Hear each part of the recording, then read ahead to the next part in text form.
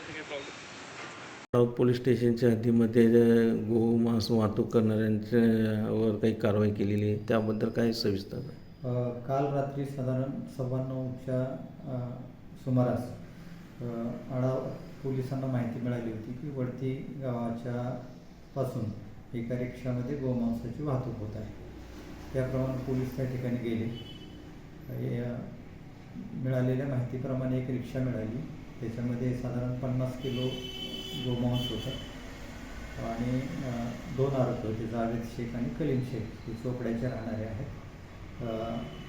त्याच्यानंतर मग आम्ही त्या दोन्ही आरोपींना ताब्यात घेतलेला आहे, त्यांच्यावर गुन्हा दाखल केलेला आहे आणि ते गोमांस आणि ती रिक्षा ही जप्त केलेली आहे. जप्त केलेल्या गोमांसची किंमत साधारण 10,000 रुपयाच्या आसपास आहे आणि रिक्षा 2 लाख, असं 2,10,000 रुपयाचा मुद्देमाल जप्त करण्यात आलेला आहे. आरोपींनी ते गोहत्या कुठं केली, काय केली आणि कुठं ते मांस घेऊन जात होते याच्याबद्दल आम्ही पुढचा तपास करत आहोत. ओके.